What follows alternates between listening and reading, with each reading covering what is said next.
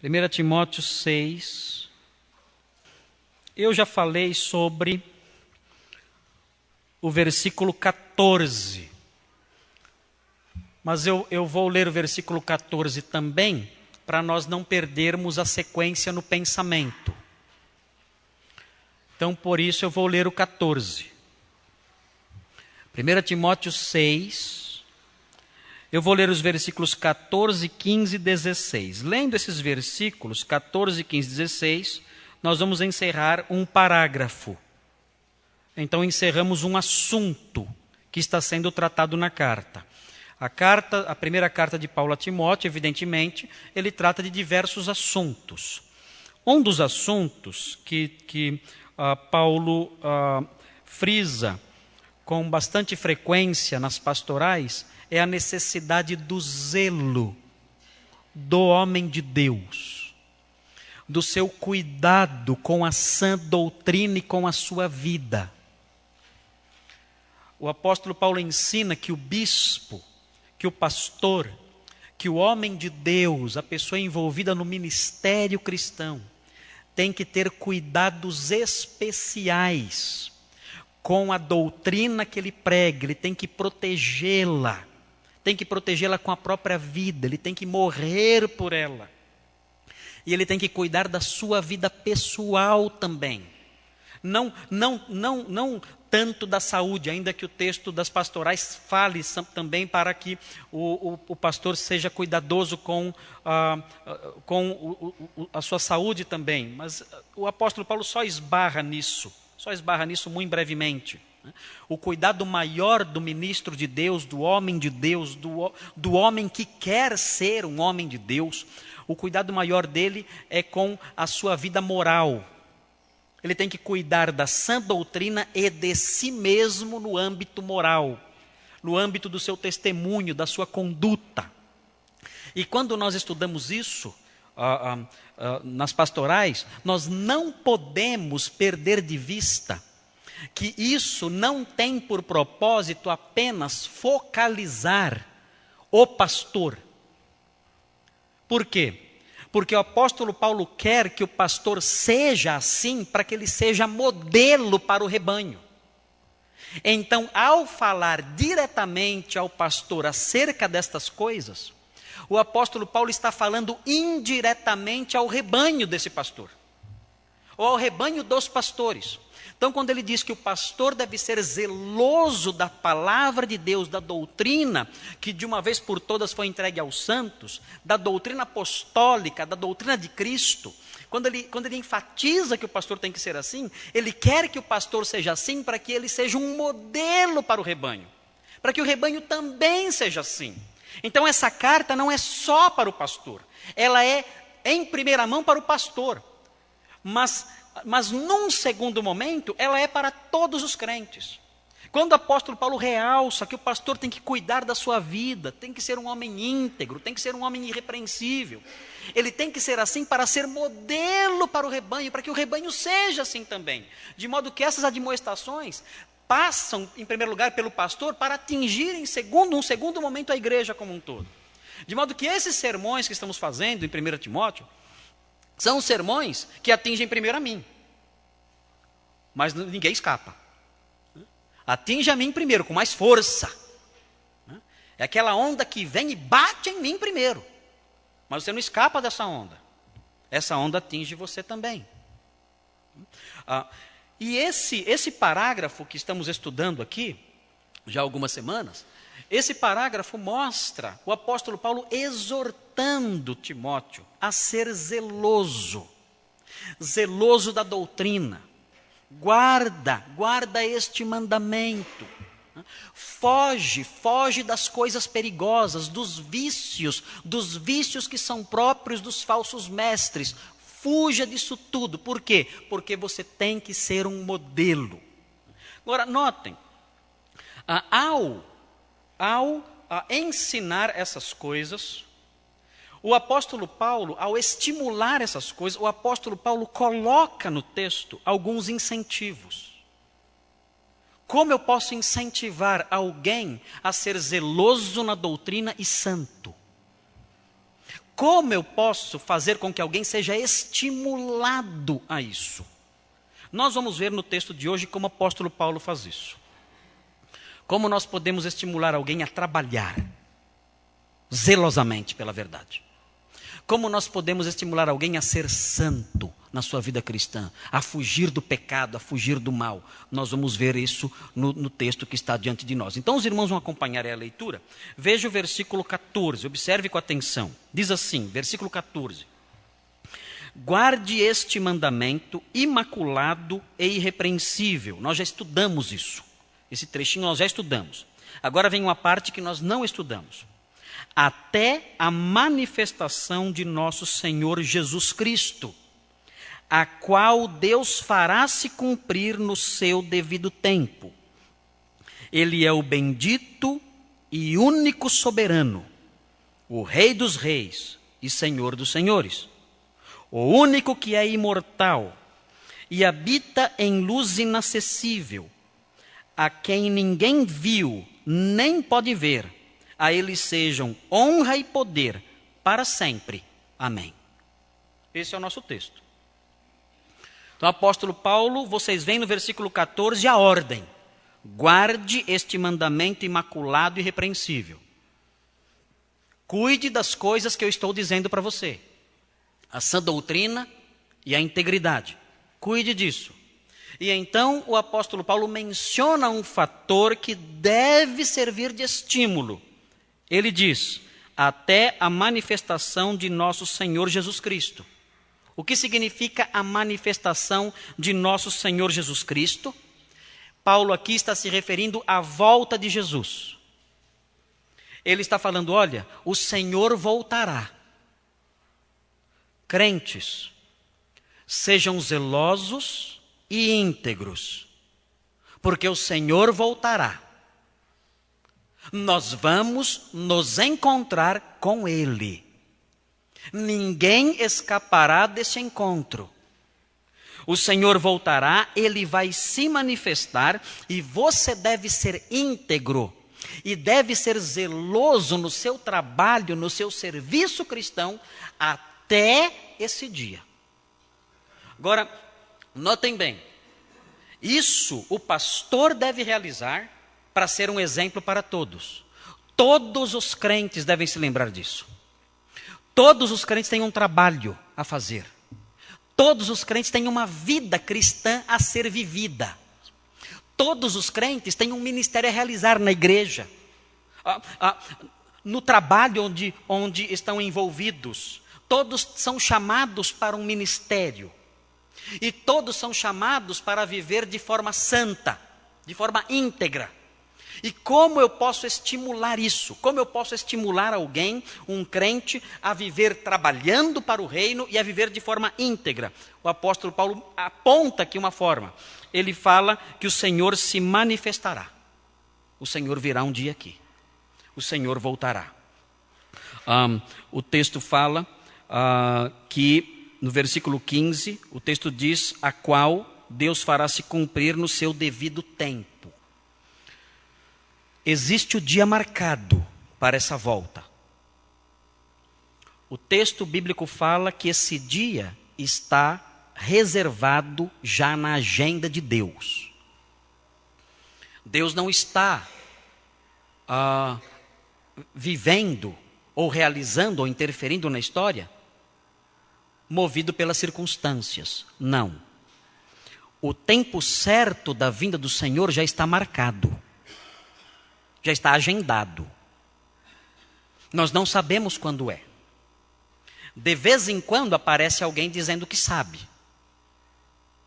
De vez em quando aparece gente marcando a volta de Jesus. Vai voltar, dizem que agora vai voltar em 2012. Dizem que em 2012 Jesus volta. Essas tentativas de acertar o fim do mundo e a volta do Senhor, tudo isso são fábulas. Por quê? Porque o próprio Senhor Jesus disse que essas coisas estão guardadas na mente de Deus e Deus não as revelou para ninguém.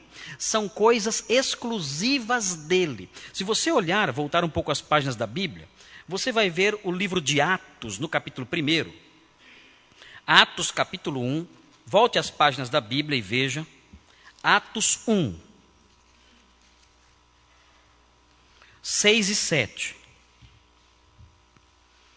Os discípulos quiseram saber quando seria o fim do mundo, quando o reino de Deus irromperia na história e se estabeleceria de modo definitivo, pondo fim à presente ordem das coisas. E perguntaram para Jesus quando isso aconteceria. Eles falam aqui em Atos 1, versículo 6. Então os que estavam reunidos, os discípulos, no caso aqui, lhe perguntaram: Senhor, é neste tempo que vais restaurar o reino a Israel? Quando eles perguntam se o reino será restaurado a Israel, eles estão perguntando se é o advento, a volta de Cristo, colocando fim na ordem atual das coisas. E o Senhor Jesus responde o seguinte no versículo 7. Ele lhes respondeu: não lhes compete saber os tempos ou as datas que o Pai estabeleceu pela sua própria autoridade. O que Cristo está dizendo aqui é que o dia, o tempo exato em que essas coisas vão acontecer são de conhecimento exclusivo de Deus e Ele não divide isso com ninguém. Ele não vai revelar para ninguém, nunca, quando isso vai acontecer. Se alguém aparecer dizendo eu sei, você já sabe que está diante de um falso mestre. Você já sabe que está diante de alguém que quer enganar você, quer arrancar seu dinheiro, quer fazer alguma coisa para tirar proveito de você. Então cuidado, porque Jesus fala, isso o Pai reservou para Ele só. Isso o Pai não dividiu com ninguém. Isso o Pai não contou para ninguém e nem vai contar. É algo dele, só dele e só para Ele. Nós não podemos saber isso nunca. Sabemos que o Senhor virá. E o apóstolo Paulo diz isso. O apóstolo Paulo menciona que essa manifestação acontecerá e vai se cumprir no devido tempo, diz o versículo 15. Vai se cumprir no devido tempo, mas não sabemos quando. Mas notem, quando o apóstolo Paulo procura estimular Timóteo a ser cuidadoso, zeloso, íntegro, reto, estimula Timóteo a isso. Ele não fala só da volta de Jesus. A volta de Jesus deve ser um estímulo para nós. E nós temos que estar sempre preocupados com isso. O Senhor vai me chamar a qualquer tempo. Eu tenho que estar pronto. Eu tenho que ser encontrado fiel. Eu tenho que ser encontrado íntegro. Eu tenho que ser encontrado santo na sua vinda. Eu não posso ser pego de tal modo que eu me envergonhe. A 1 João diz o seguinte, olha, nós não podemos ser confundidos, envergonhados na sua vinda. Quando o Senhor se manifestar, não pode acontecer de eu ser envergonhado, de eu me sentir confuso diante da sua presença. Não, eu tenho que estar pronto, preparado. Então esse é um estímulo também. Mas o que é interessante no texto que está diante de nós, o que eu quero chamar a atenção para os irmãos, dos irmãos disso, é que há outros fatores aqui que nós não poderíamos imaginar que servem de estímulo para que os pastores e os crentes comuns sejam zelosos. Eu elaborei uma mensagem central a partir desses versículos e eu quero pronunciá-la para os irmãos. E essa mensagem central é a seguinte: o incentivo para o serviço cristão zeloso vem da lembrança de quem é Deus. Eu vou repetir isso. É o que parece que Paulo quer mostrar aqui. É o que nós vemos aqui. O incentivo para o serviço cristão zeloso vem da lembrança de quem é Deus. Para que alguém trabalhe com zelo na obra do Mestre. Para que alguém trabalhe com zelo na sua vida de santidade. Para que alguém seja estimulado a viver retamente e a viver trabalhando para o Senhor, realizando as suas funções na igreja, dando um bom testemunho lá fora, obedecendo a palavra de Cristo. O que pode nos incentivar a isso? Nós temos que tomar cuidado. Pastores como eu, por exemplo. Talvez os pastores como eu possam ser tentados a ser estimulados por um salário melhor. Eu vou trabalhar bastante se eu ganhar bem. Se eu estiver numa igreja grande, que me pague bem, então vou trabalhar melhor. Aí vale a pena. Aí vale a pena. Se eu trabalhar numa igreja que tenha uma grande estrutura, e muita gente, e todo um aparato que me dê condições de realizar um ministério fantástico, então isso vai me servir de estímulo, de incentivo. E aí eu vou trabalhar bem, eu estou cercado de uma série de aparatos que vão me ajudar.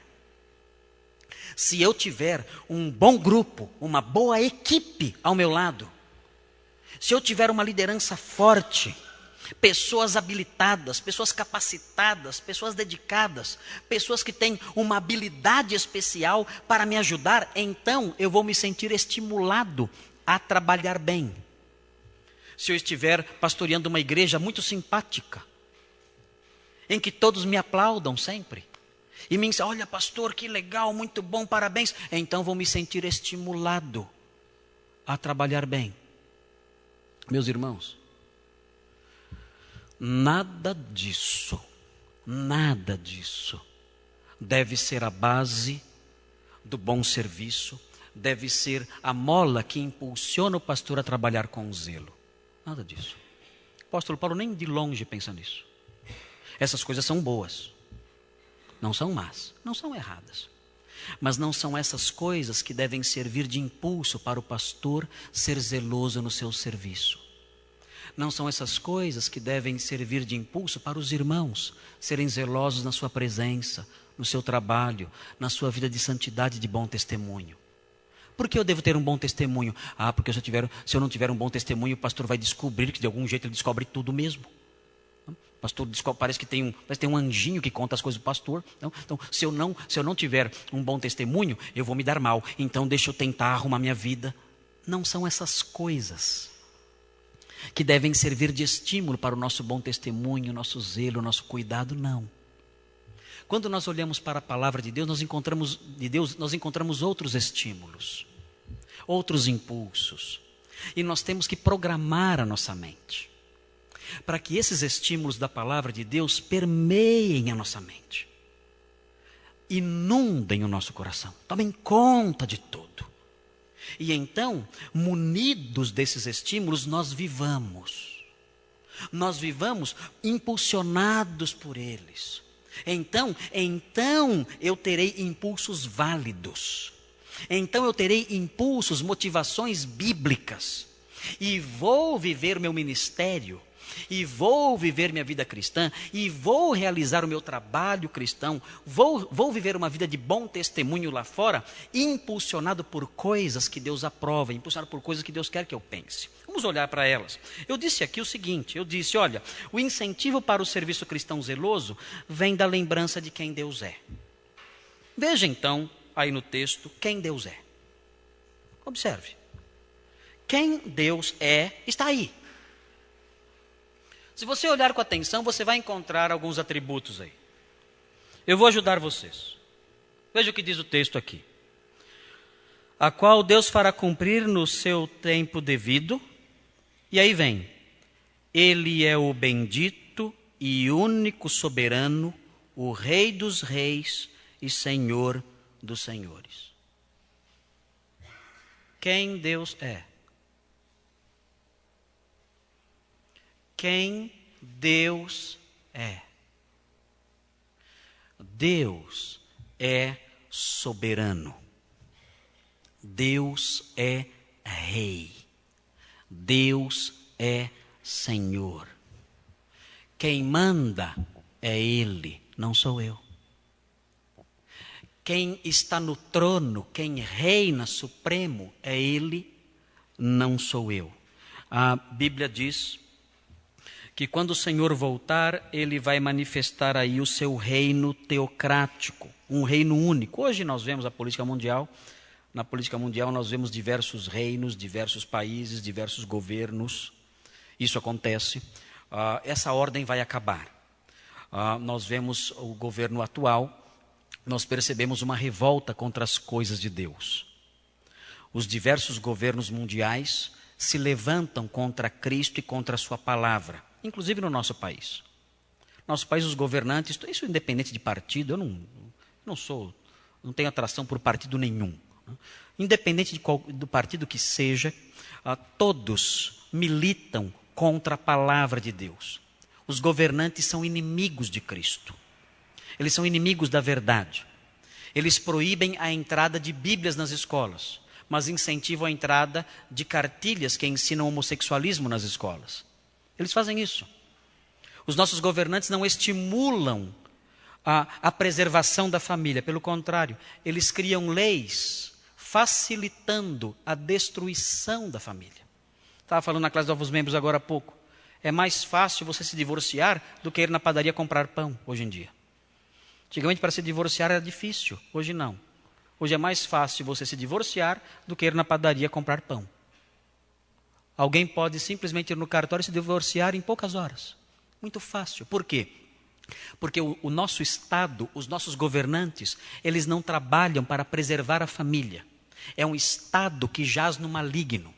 É um Estado em que os governantes são enganados por Satanás, pelas forças das trevas, que incentivam essas coisas, que trabalham no coração desses homens perversos. E esses homens perversos estão no governo do nosso país e dos diversos países. Mas a Bíblia diz que esse tempo vai acabar. Observe o Salmo 2. O Salmo 2 fala da volta do Senhor e fala o que vai acontecer. O texto diz assim no Salmo 2. Diz assim, observe, é o Salmo 2. Alguns conhecem bem esse salmo. E é um salmo que fala da interferência do Senhor na história. O apóstolo Paulo está dizendo no capítulo 6 de 1 Timóteo que o Senhor voltará, o soberano, o Rei dos Reis. Veja o Salmo 2 o que diz sobre isso. Fala assim: porque se amotinam as nações e os povos tramam em vão, os reis da terra tomam posição e os governantes conspiram unidos contra o Senhor e contra o seu ungido.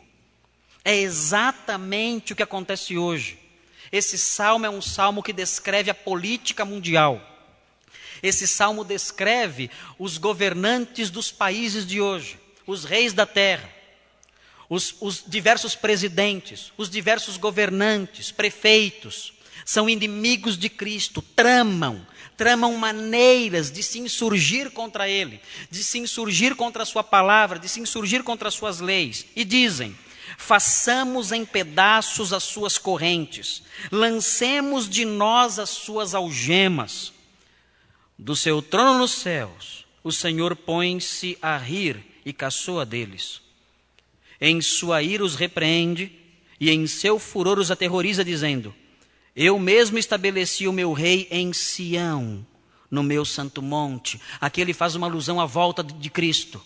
Cristo voltará e reinará em Sião, em Jerusalém. Diz o texto, versículo 7. Proclamarei o decreto do Senhor. Ele me disse: tu és meu filho, eu hoje te gerei. Esse texto no Novo Testamento foi interpretado como uma alusão à ressurreição de Cristo. O Senhor Jesus ressuscitou dos mortos e reinará. Versículo 8. Pede-me, diz o Senhor ao ungido, diz o Senhor ao Messias: pede-me e te darei as nações como herança e os confins da terra como tua propriedade. E versículo 9 fala do reino adorável do Messias que virá. Tu as quebrarás com vara de ferro e as despedaçarás como a um vaso de barro. A Bíblia diz que o Senhor voltará um dia para reinar. Os reis da terra que se rebelam contra o seu senhorio perderão o seu lugar e o Senhor governará absoluto. Mas notem, o apóstolo Paulo diz isso agora. O apóstolo Paulo diz que o Senhor é o Rei dos Reis, que o Senhor é o soberano. E por que ele diz isso? Ele diz isso para lembrar Timóteo: Timóteo, lembre-se, você tem um rei. Você não é alguém que tem autoridade para se determinar como você bem entende. Você não é alguém que tem liberdade para fazer o que você bem quer. para viver ao sabor dos seus desejos, dos seus anseios. Não. Você tem um rei. Você tem um rei que um dia estará aqui. Você tem um rei que um dia governará as nações com cetro de ferro, com vara de ferro. Você tem um rei que punirá. Você tem um rei que vai exercer autoridade, e ele é o seu rei. E não importa, Timóteo, se a sua igreja é grande ou pequena. Não importa se o seu salário é grande ou pequeno. Não importa se você é aplaudido ou vaiado. Não importa se você tem apoio ou não. O que importa é o que esse rei pensa de você. Isto sim importa. Lembre-se disso. O seu papel é agradá-lo e a ele só. E nisso você deve ser exemplo para o seu rebanho. Nós não devemos ser estimulados ao serviço. Nós não devemos ser estimulados à santidade com base no que os outros pensam ou dizem. Nós não podemos ser estimulados à santidade ou ao serviço com base nas circunstâncias ou com base na reação dos homens. Não. Nós temos que ser estimulados à santidade, ao serviço de Deus, a viver sob o temor dele, porque ele é rei, é o rei dos reis, o único soberano, o Senhor de verdade. Eu não sou o dono da minha vida, nem você é dono da sua. Meu coração não é o rei da minha vida, nem o seu coração é o rei da sua. Nós temos um rei no céu, que um dia virá e reinará sobre todo o universo. Quando nós lemos o livro do Apocalipse, nós vemos que esse estímulo acerca do Rei dos Reis assume um outro contorno. Veja Apocalipse 17. Observe. Apocalipse 17, 14. O texto fala que no futuro as nações se levantarão contra o Cordeiro. E vejam aqui o estímulo que há para os fiéis. O texto diz em Apocalipse 17, 14. Fala que as nações, os reis dos povos, diz o texto, Apocalipse 17, 14, guerrearão contra o Cordeiro. Os reis da terra guerrearão contra o Cordeiro, mas o Cordeiro os vencerá. E aí o texto de Apocalipse repete as palavras de Paulo. Pois é o Senhor dos senhores e o Rei dos reis, e vencerão com ele os seus chamados, escolhidos e fiéis. Aqui no texto de Apocalipse nós encontramos esse estímulo mais uma vez realçado. Olha, Timóteo, Cristo é o Rei dos reis, ele vencerá. E se você for fiel, você vencerá com ele. Por que eu devo ser motivado? A vida de testemunho, a vida de trabalho, a vida de zelo, protegendo a verdade, vivendo em retidão. Por quê? Porque o Senhor é soberano. Porque Ele é o Rei dos reis, o único soberano, o único Senhor, o Senhor dos senhores. Esse é o primeiro estímulo. Notem, eu não sou estimulado pelas circunstâncias. Eu não sou estimulado pelo que as pessoas falam. Eu não sou estimulado pelo sucesso naquilo que eu realizo. Eu não sou estimulado porque o mundo diz, que lindo, vai em frente. Eu não sou estimulado porque o mundo acha bonita a minha vida. Puxa, que vida bonita você tem. Nossa, que bacana ser religioso. Puxa, continue assim. Não, eu não sou estimulado por isso. Eu sou estimulado por outras coisas. Eu sou estimulado por quem Deus é. Eu pouco me importo com o que dizem. Se aplaudem ou se zombam, isso não faz diferença para mim. Se eu tenho apoio ou não tenho, isso não faz diferença para mim. O que importa é quem Deus é. Deus é soberano, é o Rei dos reis, é o Senhor dos senhores. E é só isso que importa. Nada mais. Naquele dia, no dia final, só estaremos eu e Ele. Só. Ninguém mais. Naquele dia final, só estará você e Ele. Ninguém mais. Você. Você e Ele, só. Não haverá mais ninguém apoiando, aplaudindo, ou reprovando, ou zombando. Não, tudo isso vai passar. Naquele dia, será só você e ele, só. E é isso que importa. É estar diante do Rei dos Reis e do Senhor dos Senhores e poder dizer: Senhor, eu fui leal, eu fui fiel, eu fui zeloso no meu trabalho cristão, na minha vida de santidade. Eu fui assim. Fui assim porque reconheci que o Senhor é Rei. Eu não ouvi os ataques da minha família. Eu não ouvi os ataques dos meus amigos ou inimigos. Eu não ouvi as opiniões dos outros, não. Eu só quis uma coisa: agradar o Senhor, o meu Rei, só. É isso que vai contar no dia, nada mais. Se você olhar o texto, você vai ver um outro estímulo. Veja aí. O texto diz assim: Ele é o bendito e único soberano, o Rei dos reis, o Senhor dos senhores. E aí vem: o único que é imortal. Outro estímulo. Qual é o atributo de Deus que nós encontramos aqui? O primeiro, Deus é soberano. O segundo, Deus é imortal. O que significa isso? Fácil. Qualquer criança sabe. Deus não morre. A vida dele não tem fim. Deus nunca morrerá. Todos passarão. Todos morrerão. Deus não. Deus é imortal. Deus não morre. E você vai perguntar: mas de que forma isso pode me estimular a viver para Ele? De que maneira isso pode fazer com que eu seja mais zeloso? É difícil ser zeloso na vida cristã, não é verdade? É difícil. Você enfrenta tantas coisas. A primeira oposição que você encontra quando você se torna crente é a sua família. A primeira oposição vem de lá.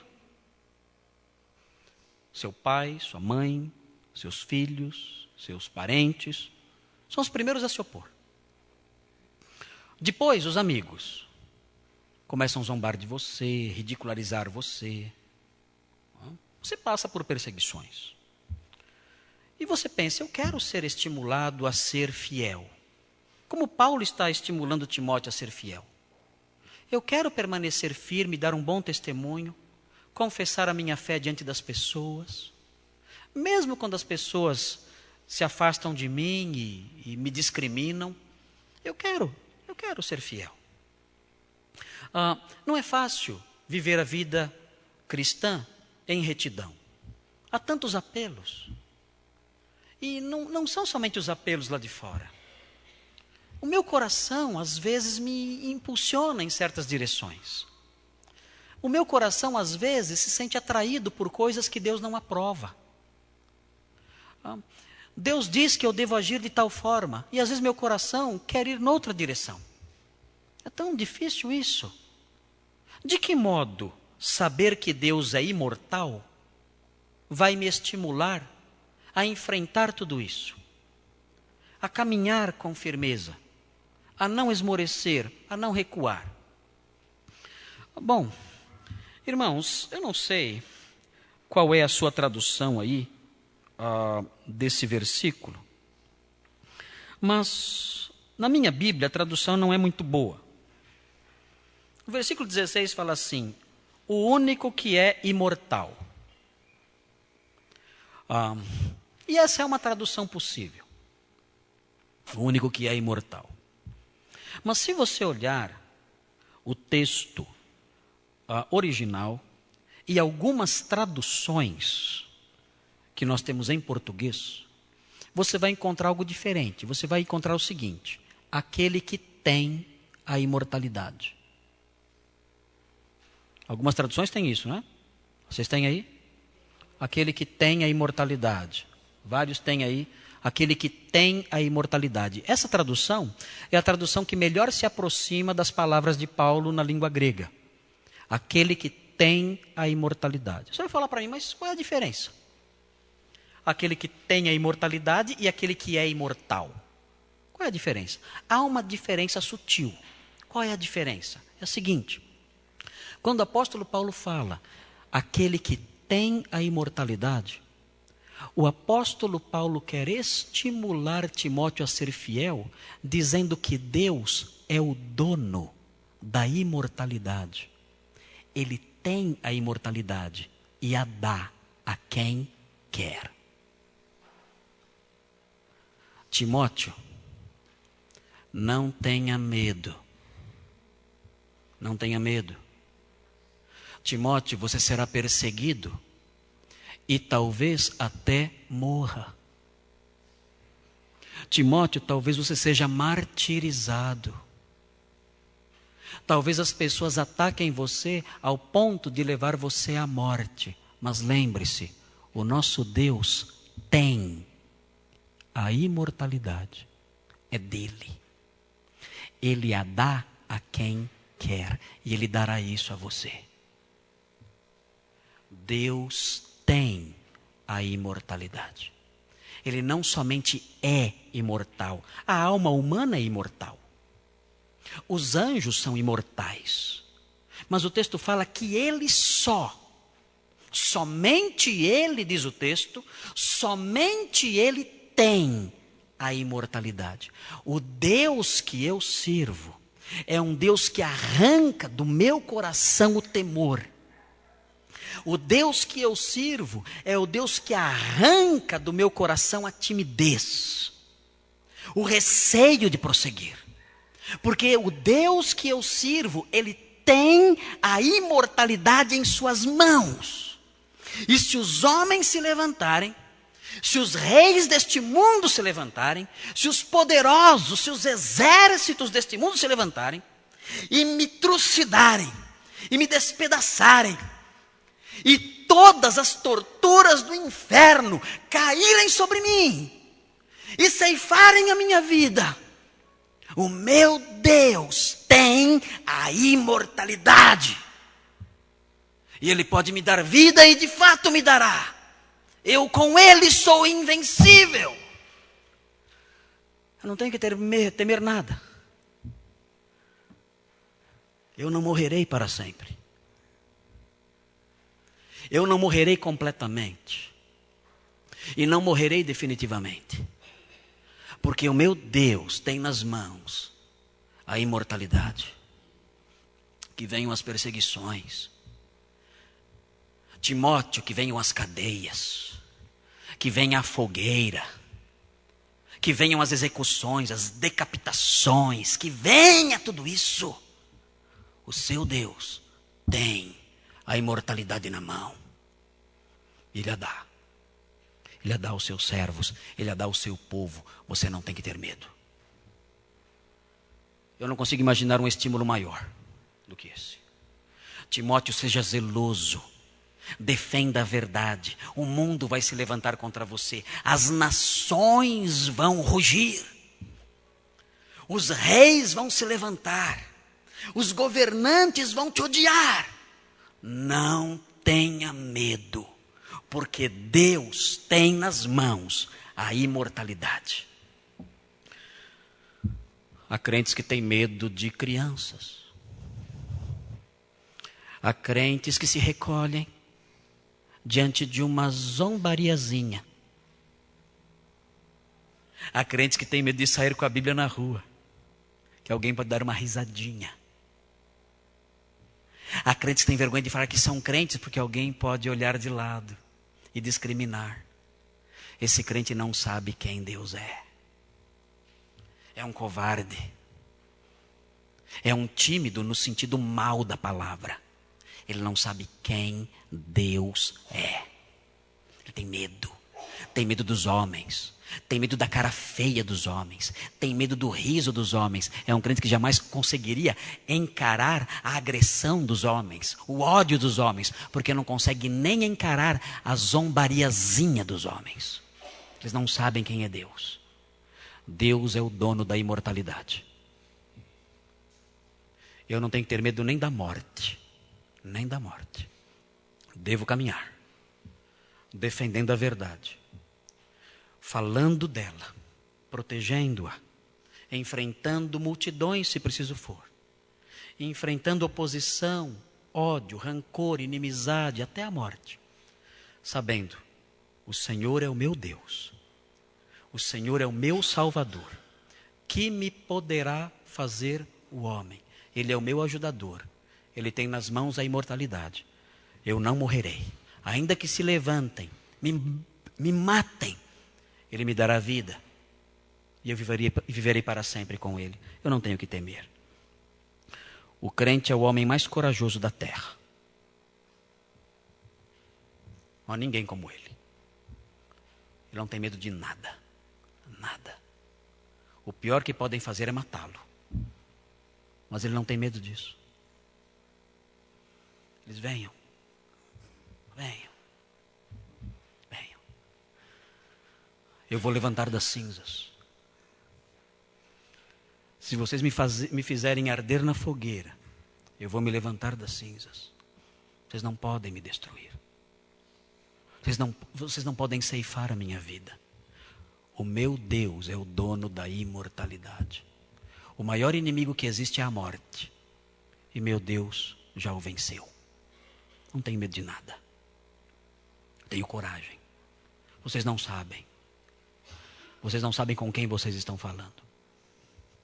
Eu não tenho medo de vocês. Não tenho medo de suas armas. Não tenho medo das suas ameaças. Não tenho medo dos seus exércitos. Não tenho medo de nada de vocês. Nada. Eu sou imortal. O meu Deus é o dono da imortalidade. E Ele me dará isso. E já tem me dado. Não tenho medo de vocês. Continuarei pregando a verdade, falando a verdade, vivendo a verdade. Não tenho medo de vocês, sei quem é o meu Deus. Esse é o crente de verdade. É de crentes assim que nós precisamos hoje. Não de crentes que têm medo até de riso de crianças. E há um último atributo aqui presente. Você vai encontrar aí no versículo 16 o último atributo. Veja o que diz o versículo 16. O único que é imortal e habita em luz inacessível, a quem ninguém viu, nem pode ver. Qual é o atributo presente aqui? Deus é invisível. Deus é invisível. E daí? E daí? De que modo isso vai me ajudar? Deus é invisível. E como isso pode me estimular a viver de modo reto? Se os irmãos olharem o texto com atenção, vão ver que fala que ele habita na luz inacessível. Essa linguagem, ele habita na luz inacessível, significa que Deus é absolutamente santo.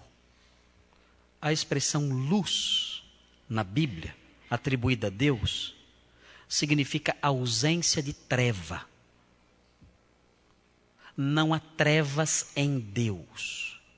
Mas notem, a luz na qual Ele está é a luz perfeita. Ninguém jamais pode alcançar essa luz. Ele é absolutamente santo. Quando nós lemos Isaías, os serafins cantando ao seu redor, louvando ao seu redor, eles diziam: Santo, Santo, Santo é o Senhor dos exércitos. Por que eles falam 3 vezes? Porque eles querem realçar a perfeição da santidade. Não há nada, absolutamente nada, mais santo do que Ele. Ele é perfeito em sua santidade. É impossível alcançar o grau de santidade que Ele tem. Por causa disso, por causa da sua imensa, infinita santidade, é impossível que nós o contemplemos. Nossos olhos são olhos marcados pelo pecado. Nós aprendemos em Êxodo, capítulo 33, Moisés quis ver Deus. Moisés pediu para ver o rosto de Deus.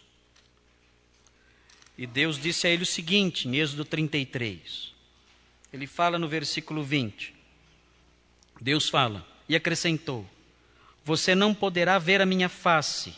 Êxodo 33, 20.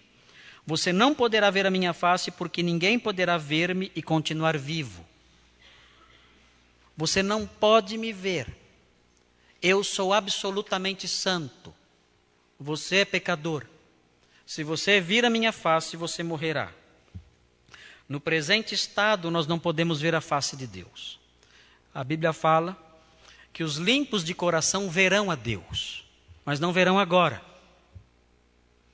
Jesus disse no Sermão da Montanha: bem-aventurados os puros de coração, porque verão a Deus. Mas o verbo está no futuro.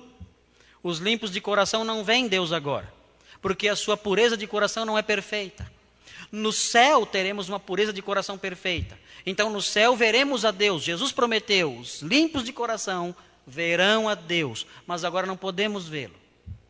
Não podemos vê-lo porque nossos olhos são marcados pelo pecado. E a sua luz é uma luz inacessível. Ele é absolutamente puro, absolutamente santo, não há mancha nenhuma nele. E como isso pode servir para incentivar o nosso zelo?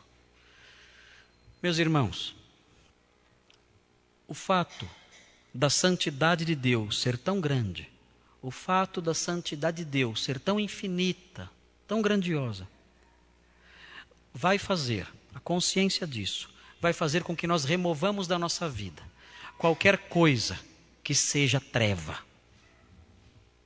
qualquer coisa que seja sombra, qualquer coisa que seja escuridão.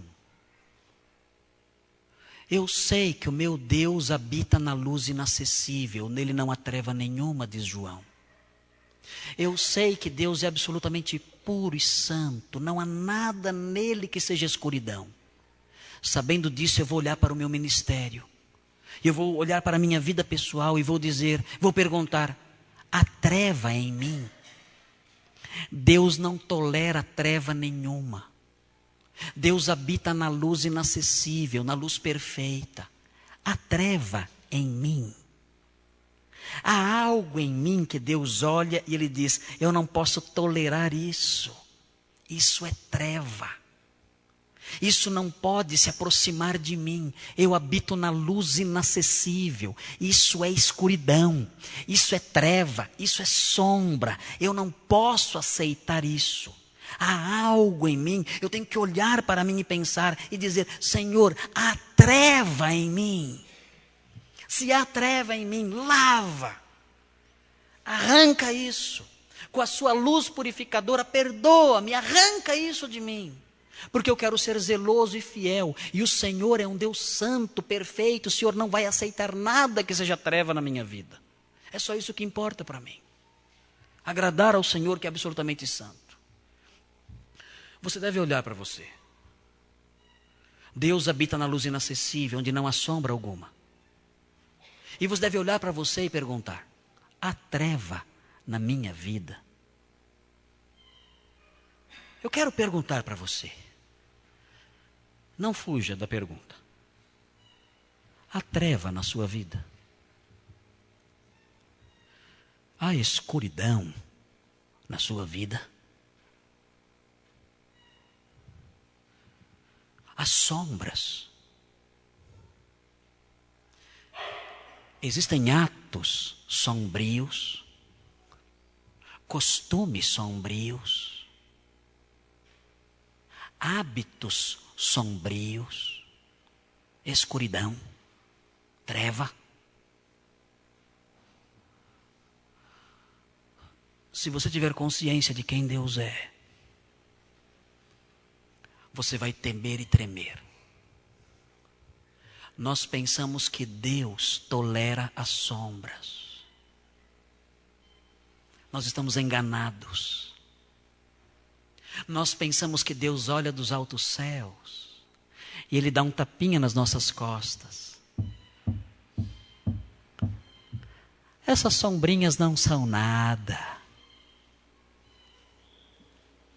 Essas sombrinhas todos têm. Essas manchas escuras são normais. Afinal de contas, nós somos imperfeitos, não é verdade? Quem não erra? Todos erramos. A carne é fraca. E imaginamos um Deus dando tapinha em nossas costas. E convivemos com os nossos vícios, com os nossos pecados, com as nossas faltas, com as nossas trevas. E acreditamos que Deus não se importa com isso. Nós estamos enganados. O Deus da Bíblia não é assim. O Deus da Bíblia não tolera treva nenhuma. Nenhuma. Nenhuma. Ele habita na luz perfeita, na luz inacessível. É assim que Ele é. Absolutamente santo. E qualquer sombra, qualquer treva é uma ofensa contra Ele. É um ato de rebelião contra a sua santidade. É um gesto que provoca a sua ira e o seu furor. E o Senhor não deixará impune aqueles que zombam da sua santidade e se afastam dela e vivem nas sombras. Não deixará. Não, o nosso Deus não deixará. O nosso Deus não deixará. Ele é o Deus da justiça, da santidade. É o Deus verdadeiro, não é o Deus que eu inventei. Ele não é o Deus que eu criei na minha cabeça do jeito que eu quero. Não. O Deus verdadeiro não tolerará a treva, a sombra, a escuridão. Não. Como eu posso ser um crente melhor? Como eu posso ser mais produtivo na obra do Mestre? Ser zeloso. Há crentes que não fazem nada pelo reino. Nada. Há crentes que vivem à margem da vida cristã, alheios a tudo o que acontece.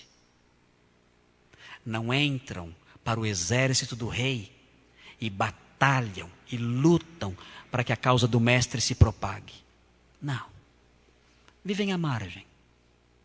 São como soldados que fogem da batalha. Se escondem numa caverna e esperam o calor da batalha passar. Não se envolvem com nada. Têm medo. Não querem problemas. Não querem compromissos. Há crentes que têm vidas tortas, com pecados feios escondidos ali. E vivem assim. Como nós podemos deixar isso de lado? Como nós podemos mudar? Como nós podemos ser esse homem de que Paulo fala? O crente zeloso, o homem de Deus, que defende a verdade, que trabalha para o reino e que dá um bom testemunho de santidade. Como? Você tem que lembrar de 3 atributos. Você tem que se lembrar desses 3 atributos aqui. Guarde na sua mente. Guarde no coração esses 3 atributos. Não fomos nós que os inventamos. Nós não os criamos, não. O próprio Deus os revelou a nós. Para ser um crente melhor, zeloso e santo, eu devo me lembrar que Deus é soberano. Ele é rei. Ele manda. Ele está no trono. Eu devo me curvar diante dele. Cale-se diante dele toda a terra. Coloquemo-nos todos nós debaixo do seu cetro de ferro. E obedeçamos a sua voz, não o nosso coração. O seu coração não importa. O que você acha não interessa. O que você pensa está em segundo plano. Existe um rei. E eu devo me colocar debaixo do seu cetro adorável, do seu cetro de ferro. Ele é o rei da minha vida. Deus é soberano. Segundo lugar, Deus é o dono da imortalidade. Ele é imortal. E não somente isso, ele tem a imortalidade. Pare de ter medo. Pare de correr diante de qualquer ameaça. Pare de se esquivar, de se recolher diante de qualquer zombariazinha quando você fala sobre a verdade. Não. Diga a verdade, proteja a verdade, dê um bom testemunho, diga não aos apelos lá de fora. Mostre que você tem uma vida diferente. Mostre que a sua fé é diferente. Mostre em que você crê com coragem. Deus é o dono da imortalidade. Não tenha medo de nada. O máximo que podem fazer é matar você. É o máximo que os inimigos podem fazer. Matar você. Não tenha medo de morrer. Não tenha medo disso, porque o nosso Deus é o dono da imortalidade. Terceiro atributo: Deus é invisível. Ele é invisível porque é santo, absolutamente santo. Avalie a sua vida e apague da sua vida qualquer treva, qualquer sombra, qualquer escuridão. Deus é santo. Esses 3 atributos você deve memorizar. Deus é soberano. Deus é imortal. Deus é invisível. Guarde no seu coração esses 3 atributos. Lembrando-se desses 3 atributos, o apóstolo Paulo espera que Timóteo seja um servo fiel e reto. Lembrando-se desses 3 atributos, é de se esperar que você seja um servo fiel e reto. Vamos orar a Deus pedindo que Ele nos ajude nessas coisas.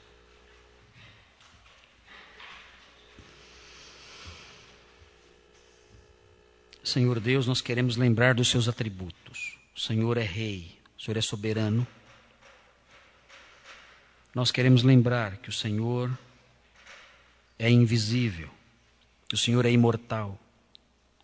Queremos lembrar dessas coisas, porque essas coisas vão nos estimular. Nós temos sido covardes. Temos nutrido trevas no coração. Temos vivido conforme o conselho da nossa carne. Por causa disso tudo, nossa vida cristã é fraca, improdutiva, quase morta. Por isso queremos lembrar desses atributos. Queremos lembrar que o Senhor é rei, não nós. Queremos lembrar que o Senhor é imortal, dono da imortalidade. Queremos ter coragem. Queremos lembrar que o Senhor é invisível, absolutamente santo, que habita na luz inacessível, invisível aos homens. Queremos lembrar dessa santidade absoluta e fugir das trevas que há na nossa vida. Suplicamos seu socorro e seu auxílio. Ajuda-nos para que esses 3 atributos estejam na nossa mente sempre e sejamos zelosos e santos. Em nome de Jesus. Amém.